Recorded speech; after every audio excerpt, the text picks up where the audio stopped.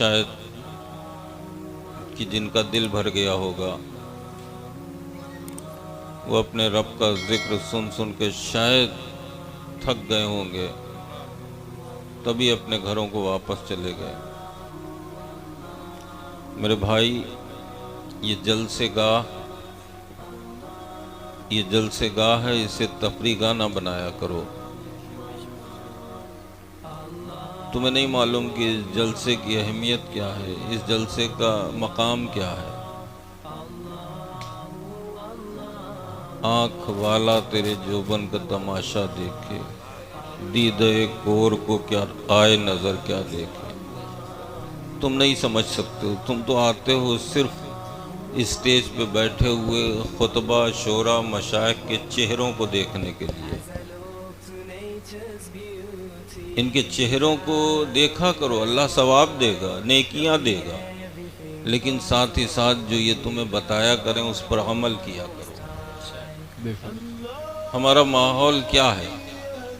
ہم جلسے میں آتے ہیں صرف بھیڑ دیکھنے کے لیے، ہم جلسوں میں آتے ہیں صرف سجاوٹ دیکھنے کے لیے، ہم جلسوں میں آتے ہیں بڑے علماء کا چہرہ دیکھنے کے لیے، پیر صاحب کا چہرہ دیکھنے کے لیے۔ تم بھی جلسوں میں آتے ہو، اور جہاں پر اللہ اور اس کے حبیب کا ذکر ہوتا ہے، جہاں انسان سننے کے لیے آتے ہیں، وہیں اللہ کے معصوم فرشتے بھی آیا کرتے ہیں۔ لیکن تمہاری آنکھوں میں طاقت نہیں ہے کہ تم انہیں دیکھ سکو، لیکن وہ تمہاری ہر حرکت کو دیکھتے ہیں۔ ان جلسوں کا مقام، مرتبہ، فضیلت کیا ہے معلوم ہے آپ کو؟ کہ جب کسی بستی میں کسی جلسے کا انعقاد کیا جاتا ہے، محفل سجانے کے لیے کمیٹی والے پلان بناتے ہیں، تیاری کرتے ہیں، اور اس کے بعد قسمت سے وہ دن آتا ہے کہ جس دن اس محفل کو ہونا ہوتا ہے، محفل میلاد ہوتی ہے، اور لوگ اپنے گھروں سے ارادہ کر کے اس محفل کے لیے اپنے قدم کو اپنے گھر سے باہر نکالتے ہیں، اللہ فرشتوں کو حکم دیتا ہے، اے فرشتوں، ہاتھ میں ایک رجسٹر لو، ایک قلم لو، اور یہ میرا بندہ میرا اور میرے حبیب کا ذکر سننے کے لیے جا رہا ہے، فلاں بستی میں، فلاں محلے میں، فلاں گاؤں میں۔ میرا بندہ جتنے قدم زمین پہ رکھے، اس کے ہر قدم پر ایک ایک نیکی لکھتے رہو۔ سبحان اللہ، نعرہ تکبیر، نعرہ رسالت۔ تسلی رکھو، تسلی رکھو۔ سمجھ رہے ہیں آپ اس محفل کی عظمت، فضیلت، بزرگی کیا ہے؟ آپ کو معلوم ہے کہ ابھی آپ محفل پاک میں آئے نہیں ہیں، صرف آپ نے نیت کی ہے کہ آج ہم اپنے رب کا ذکر سنیں گے، آج ہم اپنے نبی کا ذکر سنیں گے، سبحان اللہ، الحمدللہ کی تکرار کریں گے۔ آپ نے گھر سے باہر قدم نکالا، فرشتوں نے اپنا کام شروع کر دیا، آپ کے ہر قدم پر ایک ایک نیکی لکھتے رہے۔ لیکن جب وہ بندہ سسورا سے چل کے، کریارا سے چل کے، محمدی سے چل کے، دوسرے گاؤں سے چل کے اس کریاری تک پہنچا، اور پہنچنے کے بعد جیسے ہی اس پنڈال کے اندر آیا، اس کی نظر اسٹیج پر پڑی، اس کے کان میں علماء کی آواز پہنچی، اللہ نے فرشتے کو حکم دیا ہے، فرشتے اپنے قلم کو روک دے۔ فرشتہ حیرت میں پڑ جاتا ہے، عرض کرتا ہے پروردگارا، جس محفل کے لیے گھر سے چلا تھا، محفل میں پہنچنے تک تو نے اسے ایک ایک قدم پر ایک ایک نیکی عطا کی، اب تو یہ آ گیا ہے اس مبارک محفل میں، تیرا اور تیرے حبیب کا ذکر سننے لگا ہے، علماء کے چہروں کو دیکھنے لگا۔ کون علماء؟ وہ علماء جو نائب رسول ہیں، ان کے چہروں کو دیکھنے لگا ہے۔ تو نے میرے قلم کو کیوں روک دیا؟ اب تو اور زیادہ دو نیکی مجھے لکھنا چاہیے۔ اللہ تبارک و تعالی ارشاد فرماتا ہے، اے فرشتے، ابھی یہ محفل میں پہنچا نہ تھا، صرف اس نے نیت کی تھی، اپنے قدم کو بڑھایا تھا، تو میں اس کے ایک ایک قدم پر اسے ایک ایک نیکی دے رہا تھا۔ اب یہ اس محفل میں آ گیا ہے جس محفل پر میرے معصوم فرشتے اپنے پروں کا سایہ کیے ہوئے ہیں، تو اب اسے ایک ایک نیکی دینے کی ضرورت نہیں، بلکہ زمین سے آسمان تک جتنی خالی جگہ ہے سب اس کی نیکیوں سے بھر دو۔ یہ ہے اس محفل کا مرتبہ، یہ ہے اس محفل کا مقام۔ دوسرے مقام پہ ایک مرتبہ حضرت سلیمان علیہ نبینا اپنے رب کی بارگاہ میں عرض کرتے ہیں، حبیبی اللہ تبارک و تعالیٰ کی بارگاہ میں عرض کرتے ہیں، پروردگارا وہ جو میزان ہے اس کے جو پلڑے ہوں گے جن پر لوگوں کے اعمال تولے جائیں گے، جس پر فاروق اعظم کے اعمال تولے جائیں گے، اس پلڑے کی وسعت کیا ہے، لمبائی چوڑائی کیا ہے؟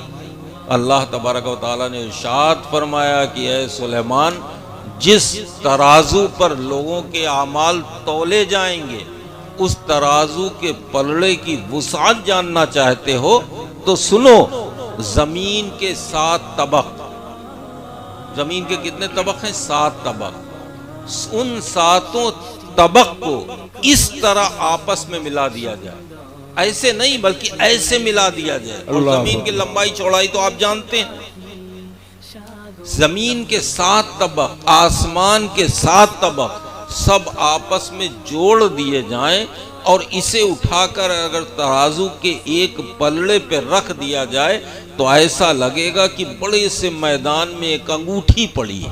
اللہ اکبر، اللہ۔ حضرت سلیمان علیہ نبینا اپنے رب کی بارگاہ میں عرض کرتے ہیں، پروردگارا تیرا ایسا کون سا بندہ ہوگا جس کی نیکیوں سے ترازو کا پلڑا بھر سکے گا؟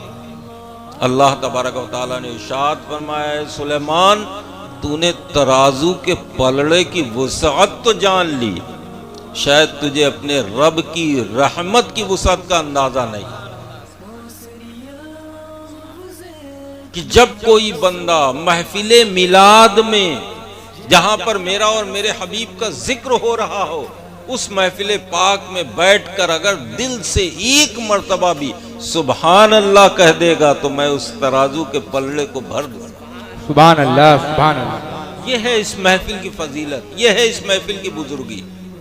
لیکن کیا ہمارا ماحول ہے کہ جتنے جب میں آیا تھا کیا اتنے ہی لوگ تھے اس محفل میں؟ بہت تھے۔ یہ سب کہاں چلے گئے؟ یہ سب اپنے اپنے گھروں کو چلے گئے، یہ نرم گداز بستر پہ سو کر اپنی نیند پوری کرنے لگے۔ انہیں معلوم نہیں شاید کہ انہیں جو سانسیں ملی ہیں اسی مہینے کے صدقے میں ملی۔ سبحان اللہ۔ یہ کون سا مہینہ؟ میں نے گفتگو کا موضوع بنایا جس آیت کریمہ کو کہ اللہ تبارک و تعالیٰ قرآن مجید میں ارشاد فرماتا وَأَمَّا بِنِعْمَةِ رَبِّكَ فَحَدِّثْ، اپنے رب کی نعمتوں کا خوب خوب چرچا کرو۔ سبحان اللہ۔ اب رب کی نعمتیں کتنی ہیں؟ رب کی نعمتوں کا کوئی شمار ہی نہیں، اور رب کی سب سے بڑی نعمت یہ ربیع النور شریف ہے، اور ربیع النور شریف کی وہ 12 تاریخ ہے جس تاریخ میں میرے اور کل کائنات کے مرکز عقیدت، نبیوں کے سردار، آخری نبی، شافع محشر جناب احمد مجتبی محمد مصطفیٰ صلی اللہ تعالیٰ علیہ وسلم اس خاکدان گیتی پہ بظاہر دنیا میں تشریف لائے۔ سبحان اللہ۔ تو اس سے بڑی نعمت اور کیا ہو سکتی دنیا والوں کے؟ میں دیکھ رہا ہوں تو مرد تو کافی آئے گئے، ٹہلے، ادھر گئے ادھر گئے، لیکن جیسا کہ میں محسوس کر رہا ہوں کہ عورتیں بھی کثیر تعداد میں ہیں، اور وہ جہاں پر بیٹھی تھی وہیں پہ بیٹھی ہیں، اور انہیں بیٹھنا بھی چاہیے، انہیں اپنے نبی کا ذکر سننا بھی چاہیے، اس لیے کہ میرے آقا کی آمد سے پہلے ان کی کیا پوزیشن تھی، کیا ویلو تھی، کیا حال تھا۔ یہ تو صدقہ ہے میرے آقا صلی اللہ علیہ وسلم کی آمد کا کہ میرے آقا نے انہیں عزت عطا کی۔ سبحان اللہ۔ آپ نے میری آقا کی آمد کا ذکر سنا مولانا شکیل صاحب کی زبانی، مجھے زیادہ لمبی چوڑی تقریر نہیں کرنا ہے، بس صرف مختصر سے وقت میں کہ میرے آقا کی آمد سے پہلے کیا حال تھا دنیا کا، خاص کر مکے کا۔ جہالت کی ہوائیں چل رہی تھی، ایک قبیلہ دوسرے قبیلے کے خون کا پیاسا تھا، بھائی بھائی میں ذرا سی بات پہ قتل ہو جایا کرتا تھا۔ یہ عورتیں، ان کی کیا پوزیشن تھی، کیا ویلو تھی کہ جس گھر میں بچی پیدا ہو جاتی باپ اپنے ہاتھ سے گڈھا کھود کے اپنی زندہ بچی کو دفنا دیا کرتا تھا۔ آپ نے سنا ہوگا۔ بھائی، جس گھر میں بیٹی پیدا ہو جاتی بھائی کئی روز تک شرم کے مارے گھر سے باہر اپنا چہرہ نہیں دکھاتا تھا۔ لوگوں بیٹھ جائے، چہرہ نہیں دکھاتا تھا۔ لڑکی کو، عورت کو منحوس سمجھا جاتا تھا۔ حد تو یہ ہے کہ جب کسی کا شوہر اس دنیا سے رخصت ہو جاتا تو اس بیوہ کو شوہر کی چتا کے ساتھ زندہ جلا دیا جاتا تھا۔ اللہ یہ پوزیشن تھی میرے آقا صلی اللہ تعالی علیہ وسلم کی آمد سے پہلے۔ لیکن میرے آقا کا کرم، خاص کر ان عورتوں کے اوپر کتنی عزت دی ہے میرے آقا نے۔ اگر وقت ہوتا تو اس پر گفتگو ہوتی۔ میرے آقا نے بچیوں کو لے کر ارشاد فرمایا، اے میرے غلاموں، اے میرے جانثاروں، اے میرے صحابہ، اگر تم میں سے کسی کو اللہ نے 1 2 3 4 بیٹیاں دیں اور اس نے اچھے سے پرورش کر کے ان کی اچھی جگہ شادی کر دی تو اس کے لیے جنت واجب ہو گئی۔ سبحان اللہ، سبحان اللہ۔ ذرا غور کرو مسلمانوں، اس محفل میں وہ لوگ بھی بیٹھے تھے جنہوں نے اب گڈھا کھود کے اپنے ہاتھ سے اپنی زندہ بچیوں کو دفنایا تھا۔ وہ لوگ بھی تھے جنہوں نے اپنی بچیوں کے گلوں کو مروڑا تھا، ختم کیا تھا، اپنی بچیوں کو مارا تھا اپنے ہاتھ سے۔ وہ بھی اس محفل پاک میں بیٹھے تھے۔ ایسے ہی میرے آقا نے یہ ارشاد فرمایا، ویسے ہی صحابہ نے اپنے ہاتھوں کو اپنے رب کی بارگاہ میں بلند کر کے دعائیں کی، پروردگارہ مجھے بھی ایک بیٹی عطا کر دے۔ سبحان اللہ۔ کہاں لوگ بیٹیوں کو منحوس سمجھتے ہیں، ہائے ہائے ہائے۔ وہی لوگ اب دعائیں کر رہے ہیں، پروردگارہ مجھے بھی بیٹی عطا کر دے۔ کرم ہے میرے آقا مصطفیٰ کریم کا۔ ویسے تو ذرے ذرے چپے چپے پہ کرم ہے، لیکن خاص جو کرم ہے وہ ان عورتوں کے اوپر، سبحان اللہ، کہ جن عورتوں کو شوہر کے مرنے کے بعد اس کی چتا کے ساتھ زندہ جلا دیا جاتا تھا۔ میرے آقا مصطفیٰ کریم ارشاد فرماتے ہیں، لوگوں تم میں سے کسی کی خواہش ہے، تمنا ہے، آرزو ہے کہ جنت میں میرے محل کے برابر اپنا گھر بنائے؟ صحابہ تڑپ گئے، عرض کی حبیبی یا رسول اللہ یہ چاہت کس کی نہیں ہوگی کہ جنت میں آپ کا پڑوس نصیب ہو؟ میرے آقا نے فرمایا، اپنی بیویوں کے ساتھ حسن سلوک سے پیش آیا کرو۔ یہ عورت آج کل وہی ماحول میں دیکھ رہا ہوں پھر پلٹ کے آ رہا ہے۔ لوگ اپنی ماں کو، اپنے باپ کو ستاتے ہیں، اسے بوجھ سمجھتے ہیں۔ میرے بھائیوں، اگر نبی سے محبت ہے تو نبی کے کردار سے محبت کرو۔ جو نبی نے تمہیں طریقہ بتایا ہے اس سے محبت کرو، جو نبی کی سنتیں ان سے محبت کرو۔ یہ محفلیں کیوں سجائی جاتی ہیں؟ آج کل یہ محفلیں سجانا، آج کل میں یہ مانتا ہوں کہ کوئی فائدہ نہیں ہوتا۔ اس کی وجہ ہے کہ آپ لوگ آتے ضرور ہیں محفل میں، کثرت سے آتے ہیں، لیکن سننے نہیں، صرف دیکھنے آتے ہیں، یا مچل مچل کے نعرے لگانے آتے ہیں۔ بہت نعرے لگا لیے آپ نے، بہت نعرے لگا لیے، آپ سے زیادہ نعرے کوئی نہیں لگاتا۔ اب نعرے تھوڑا کم کرو اور عمل کی دنیا میں قدم رکھو، کہ جو علماء تمہیں بتائیں اس پر عمل کرو۔ کتنے جلسے ہوتے ہیں، کتنی کانفرنسیں ہوتی ہیں، لیکن ہمارے اندر بجائے سدھار آنے کے اور ہم بگڑتے جا رہے ہیں دن پہ دن۔ اس کی وجہ یہ ہے کہ ہم سننا نہیں پسند کرتے ہیں۔ آج ہماری مسجدیں سونی پڑی، اتنے جلسے کسی اور فرقے میں ہوتے ہیں اور کسی مذہب میں ہوتے ہیں جتنے تم میں ہوتے ہیں، دوسرے میں ہوتے ہیں۔ دیکھو 2-4 بیٹھے ہیں پوری رات، چل رہا معاملہ، 2-4 ہوتے ہیں۔ اتنا مجمع جلسوں میں اور کسی کے پروگراموں میں ہوتا نہیں ہوتا، تمہارے وہاں ہوتا ہے، لیکن پھر بھی تم دین سے دور بھاگتے جا رہے ہو۔ جو چیزیں ہمارے اسلاف میں تھی، ہمارے بزرگوں میں تھی، وہ ہم سے دور ہو رہی ہیں۔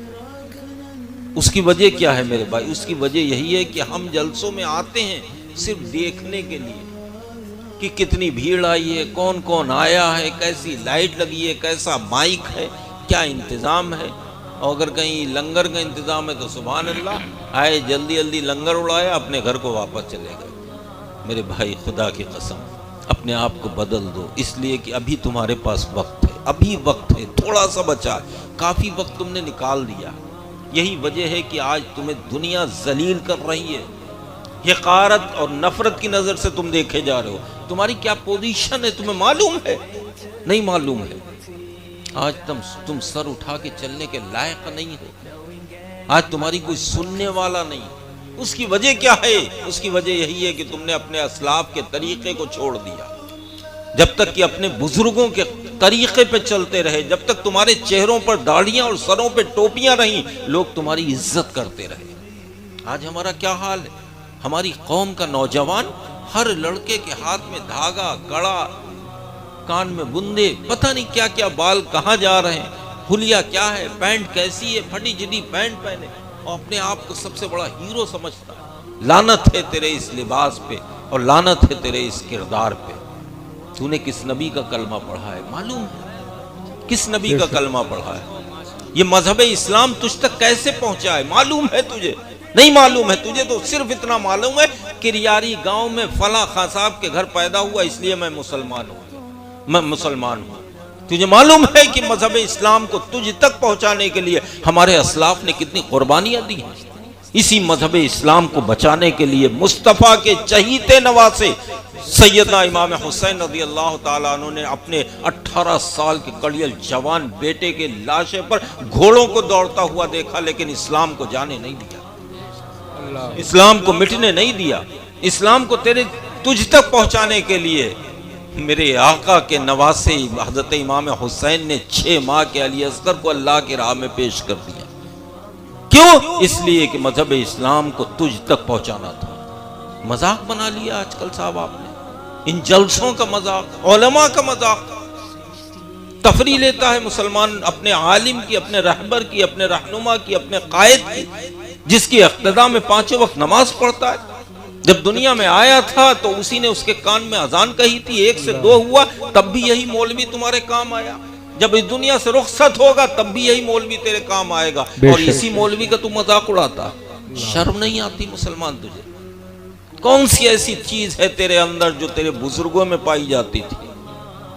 آج مسلمان ہو کر شراب کی پھٹی پہ نظر آتا ہے، مسلمان ہو کر جوئے کے پھٹے پہ دکھائی دیتا ہے، مسلمان ہونے کے باوجود تو اپنے منہ سے جھوٹ بولتا ہے، مسلمان ہونے کے باوجود تو چغلی اور غیبت کرتا ہے۔ یہ تیرا شیوا نہیں ہے میرے بھائی۔ ارے تو ایسا تھا، تو نے کس نبی کا کلمہ پڑھا ہے؟ کبھی تجھے معلوم ہوا، کبھی تو نے محسوس کیا کہ ہم نے کلمہ کس نبی کا پڑھا؟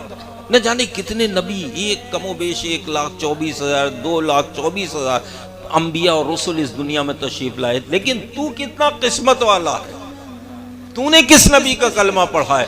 تو نے اس نبی کا کلمہ پڑھا ہے جس نبی کی امت میں پیدا ہونے کے لیے خود نبیوں نے تمنائیں کی۔ اپنی قسمتوں پہ فخر کیا کرو، ناز کیا کرو، یہی نبی سے سچی محبت ہے۔ بس صرف نعرے لگا لینے سے محبت کا اظہار نہیں ہوتا میرے بھائی، کہ ہم محفل میں آئے 2-4 ٹھو نعرے لگا لیے، اس کے بعد اپنے گھروں کو گئے، جیسے ہم کل تھے ویسے ہی آج بھی ہیں۔ ہماری زندگی میں کوئی سدھار نہیں آ رہا، ہماری زندگی میں کوئی بدلاؤ نہیں آ رہا۔ بس سونے پہ سہاگا یہ ہے کہ اگر کوئی پیر صاحب آ گئے اور ان کے دامن سے وابستہ ہو گئے، پھر تو اسے نماز پڑھنے کی معاذ اللہ ضرورت نہیں۔ وہ سوچتا اب تو ہم بخشے بخشائے۔ میرے بھائی، یہ پیر صاحب لوگ ہوتے ہیں تمہیں صحیح راستہ دکھانے کے لیے۔ بے شک جی، حق ہے۔ میں نے بھی ابھی مرید کیا ہے آپ کو، آپ نے سنا کہ میں نے کیا کیا کہا ہے۔ اگر آپ نے ان باتوں پر عمل کیا تو یہ پیرا مریدی آپ کے کام آئے گی۔ بے شک جی۔ اگر آپ نے صرف دامن پکڑ لیا، نماز نہیں پڑھیں گے، جھوٹ بولتے رہیں گے، یا جو میں نے نصیحتیں کی اس سے آپ دور رہیں گے، تو آپ جانے اور قبر میں آنے والے فرشتے جانے اللہ کہ آپ کے ساتھ کیا معاملہ پیش آئے گا۔ اللہ، یہ پیرا مریدی میرے بھائی اسے ہلکے میں مت لو کہ جو آیا اور بس۔ اب خیر، کہنے کا مقصد یہ میرے بھائی کہ اپنے آپ کو پہچانو کہ تم کون ہو، اور یہ مذہب اسلام تم تک کیسے پہنچا ہے۔ اس مذہب کو پہنچانے کے لیے، مذہب اسلام کو پہنچانے، اس دین کو تم تک پہنچانے کے لیے ہمارے اسلاف نے کتنی تکلیفیں اٹھائیں۔ خود میرے آقا مصطفیٰ کریم نے تمہاری خاطر اپنے پیٹ پہ پتھر باندھے، تمہاری خاطر میرے آقا نے فاقے کیے، تمہاری خاطر میرے آقا نے تکلیفیں برداشت کی۔ سیدنا امام حسین رضی اللہ تعالیٰ عنہ اسی دین کے خاطر، ورنہ انہیں کس چیز کی کمی تھی؟ ارے وہ تو اتنے سے تھے نا، جبھی میرے آقا نے ارشاد فرما دیا تھا کہ یہ حسن اور حسین جنتی نوجوانوں کے سردار ہیں۔ سبحان اللہ، سبحان اللہ، بے شک یہ نہیں کہ واقعات کربلا کے بعد کہا ہو، جب چھوٹے سے تبھی فرما دی۔ کیا ضرورت تھی اپنے پورے گھر کو راہ خدا میں قربان کرنے کی؟ صرف تمہاری خاطر، تم تک ایک پیغام پہنچانا تھا کہ اے لوگوں، اس سے برا وقت تمہارے اوپر نہیں آ سکتا۔ کتنا ہی برا وقت آ جائے لیکن کبھی نماز مت چھوڑنا۔ حضرت امام نے آخری سجدہ کر کے تمہیں یہ پیغام دے دیا کہ اے لوگوں، جان سے زیادہ قیمتی اگر کوئی چیز ہے تو وہ نماز ہے۔ ہم حسین سے محبت بہت کرتے ہیں۔ کب کرتے ہیں؟ جب محرم آتا ہے، چہلم آتا ہے، دیکھو ہر ایک امام حسین کا دیوانہ نظر آتا ہے، لیکن افسوس یہ محبت نہیں میرے بھائی، یہ دکھاوا ہے، یہ دکھاوا ہے، یہ حسین سے محبت نہیں۔ اگر امام حسین سے محبت ہوتی تو نمازوں سے محبت ہوتی، اگر امام حسین سے محبت ہوتی تو داڑھی سے محبت ہوتی، اگر امام حسین سے محبت ہوتی تو قرآن سے محبت ہوتی۔ بے شک اس لیے کہ حسین جب تک کہ یزیدیوں کے سامنے جنگ کرتے رہے، چلتے پھرتے رہے، تب تک قرآن پڑھتے رہے، اور جب آپ کا سر یزیدیوں نے تن سے جدا کر دیا، آپ کا سر نیزے پہ پہنچا، تب بھی قرآن کی تلاوت کرتے رہے۔ ہم حسین سے محبت کرتے ہیں لیکن قرآن کو ہم نے طاق پہ اپنے محفوظ رکھ دیا ہے، ایک اونچی اچھی جگہ پہ، ہم اسے پڑھتے نہیں۔ کیسی محبت ہے؟ حسین سے محبت ہے، نمازوں سے محبت کرو، قرآن سے محبت کرو۔ میرے آقا صلی اللہ علیہ وسلم کی آمد کے موقع پر تمام برائیوں کو اللہ نے اٹھا لیا تھا اور چاروں طرف رحمت و نور کی بارشیں تھیں، لیکن افسوس کہ آج پھر شیطان نے اپنا جال بچھا رکھا ہے اور ہمیں اپنی گرفت میں لے لیا کہ ہم تمام برائیوں کی طرف پھر بھاگ رہے ہیں۔ یہی نتیجہ ہے کہ آج ہم دنیا میں حقارت کی نظر سے دیکھے جا رہے ہیں، نفرت کی نظر سے دیکھے جا رہے ہیں۔ آج ہمیں کوئی اپنے پاس بٹھانے کو تیار نہیں، ورنہ تمہاری شان یہ نہیں تھی میرے بھائی، تمہاری شان یہ آج بھی ہمارے اسلاف کی جو پہچان ہے اس میں آج بھی دم ہے۔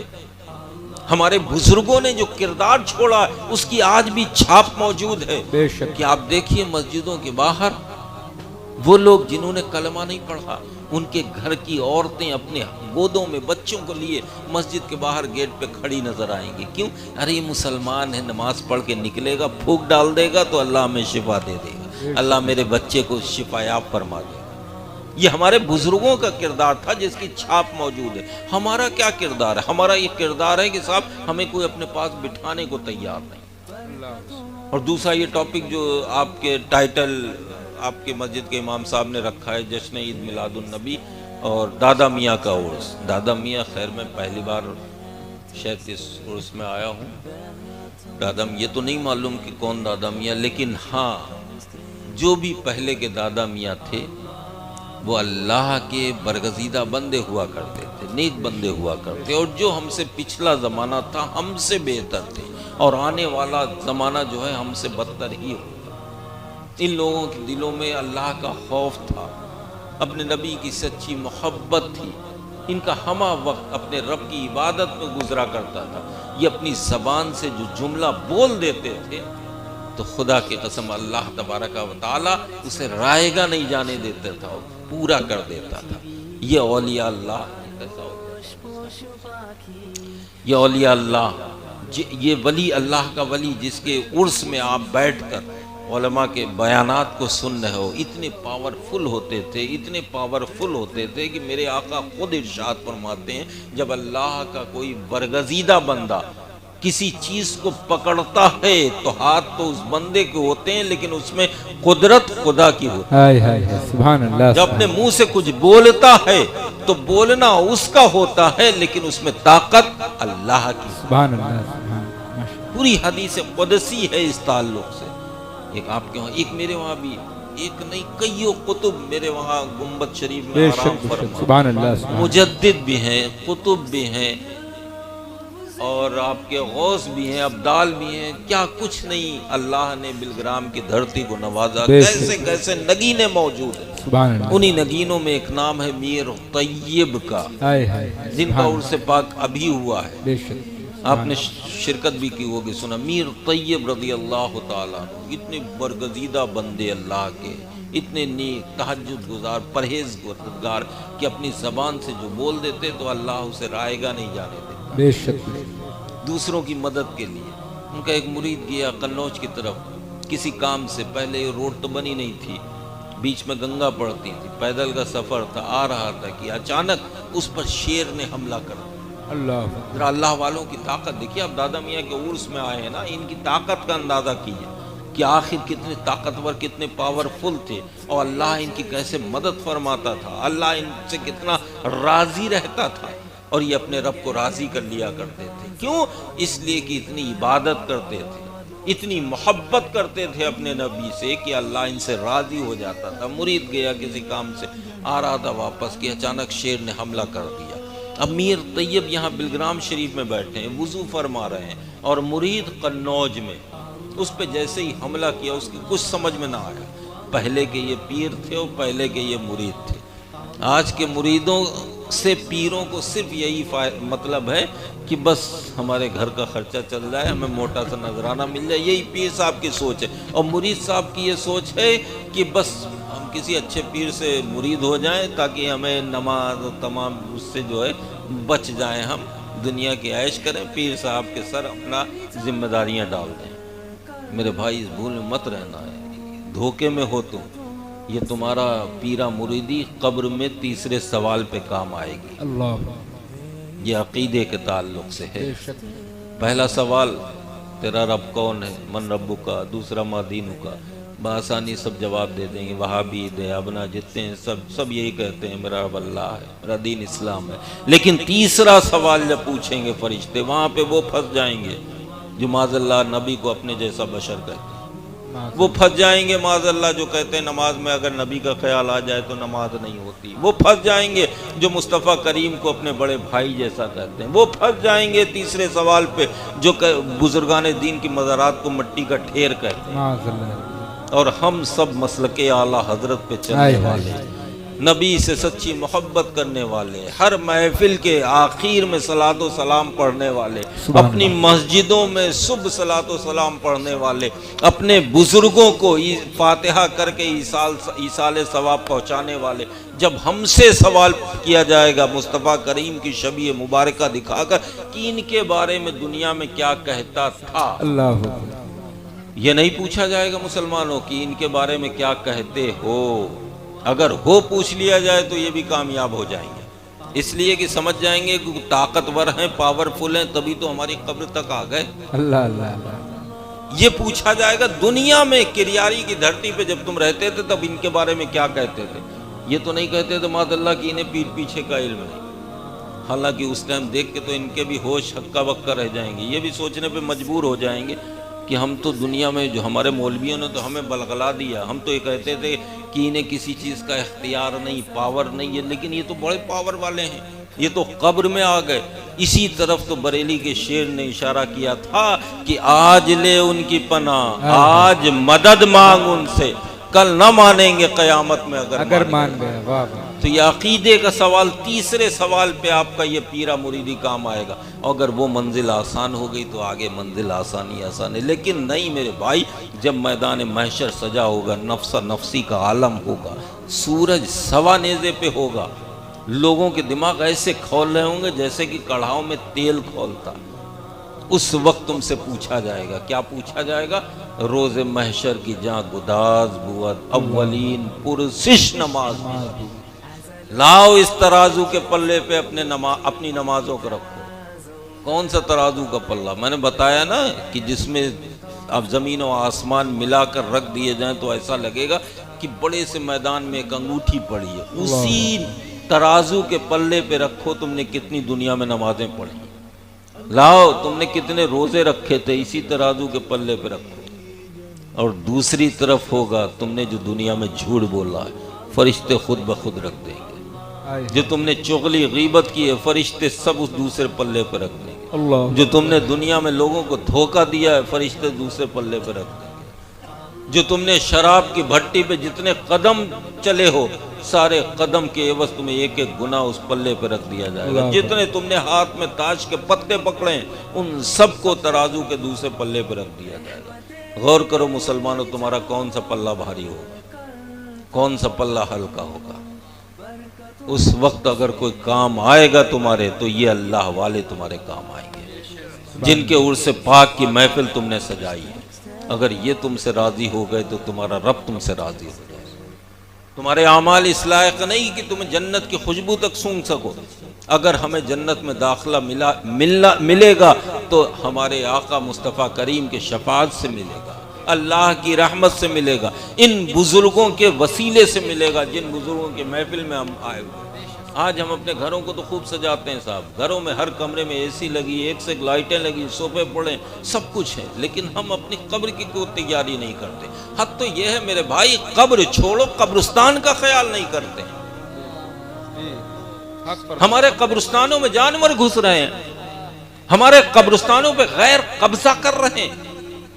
آئے دن ہمارے پاس ایسے لوگ آتے ہیں دعا تعویذ کے لیے، حضرت ہمارے وہاں قبرستانوں پہ فلانے نے قبضہ کر لیا، اب وہ مقدمہ کیس میں نے کہا نادان، تجھے اللہ نے اتنی دولت نہیں دی، اتنا اثاثہ نہیں دیا، تو اپنے پیسے سے قبرستان کی بانڈی کرا لیتا؟ آج تو رونا رو رہا ہے، پہلے سے کہاں تھا؟ تو اپنے قبر کی تیاری کرو میرے بھائی۔ اپنے گھر کو تو بہت سجاتے، اپنے قبرستانوں کو سجاؤ جہاں تمہیں ہمیشہ رہنا ہے۔ یہاں گھروں میں کتنے دن رہنا، کتنے دن کی زندگی ہے؟ تم سے پہلے نہ جانے کتنے آئے، اس دنیا سے رخصت ہو گئے۔ کچھ تو ایسے ہیں جن کے مزارات پر میلے لگے ہوئے ہیں، اور کچھ ایسے ہیں جن کا کوئی نام بھی نہیں جانتا۔ تو ایسے بنو کہ تمہاری مزار پہ لوگ آئیں اور تمہارے وسیلے سے دعا کریں اور فیضیاب ہو کر جائیں۔ تو اپنی قبروں کی تیاری کرو، وہ خوفناک اندھیری قبر جہاں سانپ ازدہے انتظار کر رہے ہوں گے، اس راستے سے بچو جو بال سے زیادہ باریک، تلوار سے زیادہ تیز ہے، جس کے نیچے جہنم کے شعلے بلند ہو رہے ہوں گے، جس راستے سے ہر ایک کو گزرنا، ہمیں بھی گزرنا ہے، آپ کو بھی گزرنا، اچھے کو بھی گزرنا ہے، برے کو بھی گزرنا۔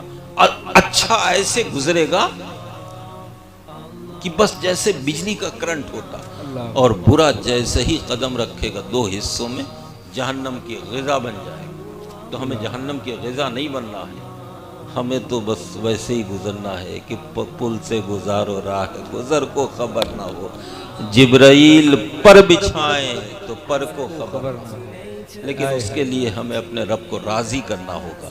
ان اولیاء اللہ بزرگان دین کی جو محفلوں میں ہم جو ان کی بارگاہوں میں آئے ہیں، آپ نے دیکھا ان دادا میاں کو، دیکھا ہوگا بہت سے لوگ ایسے ہوں گے جنہوں نے ان کے دادا میاں کے ساتھ بیٹھ کے چائے ناشتہ کیا ہوگا، کھانا کھایا ہوگا۔ کیوں مولانا شمس صاحب، مولانا شمس صاحب نکل لیے کیا؟ دادا میاں کو دیکھا آپ نے؟ بہتوں نے دیکھا ہوگا، ان کے ساتھ چائے ناشتہ بھی کیا ہوگا، ان کے ساتھ کسی نے نہیں دیکھا؟ اچھا، جب کسی نے نہیں دیکھا تو ان سے کیوں محبت کر رہے ہو؟ محبت تو اس سے کی جاتی ہے جس کے ساتھ تھوڑا وقت گزارا جاتا ہے۔ آپ نے دیکھا بھی نہیں، خواجہ صاحب کو تو دیکھا ہوگا، ہاں کچھ تو ایسے ہوں گے جو خواجہ صاحب کے ساتھ سفر بھی کرتے ہوں گے، آتے جاتے ہوں گے، نہیں دیکھا نا؟ پھر کہے گی محبت۔ اپنا کام دھندا چھوڑ کے، اپنے بیوی بچوں کو چھوڑ کے، نہ جانے کتنے 100 کلومیٹر کا سفر کر کے جاتے ہیں اجمیر شریف، دھکے کھاتے ہیں، اپنا پیسہ خرچ کرتے ہیں۔ کیوں بھائی؟ جب دیکھا نہیں، ان کی صحبت نہیں اختیار کی، تو ان سے محبت کیسی؟ تو سنو میرے بھائیوں، یہ اللہ کے جو ولی ہیں، جو اللہ کے برگزیدہ بندے ہیں، ان کے بارے میں اللہ قرآن میں ارشاد فرماتا ہے، ان الذین آمنوا وعملوا الصالحات سیجعل لهم الرحمن ودا، کہ جو لوگ دنیا میں آئے کلمہ پڑھا، ایمان لائے، نیک کام کیے، نمازوں کی پابندیاں کی، دوسروں غریبوں کی مدد کی، اپنے والدین کی خدمت کی، اپنے علماء کی صحبت اختیار کی، اپنے نبی سے سچی محبت کی، تو اللہ ایسے لوگوں کی محبتوں کو دنیا والوں کے دلوں میں ڈال دیتا ہے۔ سبحان اللہ۔ ورنہ آج کا کیا ماحول ہے؟ جس کے ساتھ آپ نے زندگی گزاری، آپ کا باپ جس نے آپ کو پیدا کیا، جس نے خون پسینے کی کمائی آپ کو کھلا کر اتنا بڑا کیا، وہ ماں جس نے اپنا خون آپ کو دودھ کی شکل میں پلایا، اس کے مرنے کے بعد 2-4 سال، بہت سے تو ایسے ہیں جو 1 سال میں ہی اپنے ماں باپ کو بھول جاتے ہیں۔ آپ کو اپنے دادا کی فکر نہیں، ان سے کوئی محبت نہیں، پردادا کو جانتے نہیں، نانا سے محبت نہیں، خواجہ صاحب 800 برس پہلے کے بزرگ، آپ ان کی محبت میں روپیہ بھی خرچ کر رہے ہیں، اپنا وقت بھی خرچ کر رہے ہیں، اور اگر ضرورت پڑے تو اپنی جان بھی قربان کر سکتے ہیں۔ اس کی وجہ کیا ہے؟ ہم محبت نہیں کرتے، اللہ محبت کروا رہا ہے۔ اللہ نے ہمارے دلوں میں محبت ڈال دی۔ دادا میاں کو میں نے دیکھا نہیں، آپ نے دیکھا نہیں، پھر بھی ان کی محبت میں بیٹھے اپنی نیند کو قربان کر رہے ہیں۔ اللہ رب العزت کی بارگاہ میں عریضہ دعا ہے کہ پروردگارہ انہی دادا میاں کے نقش قدم پر آپ کو چلنے کی توفیق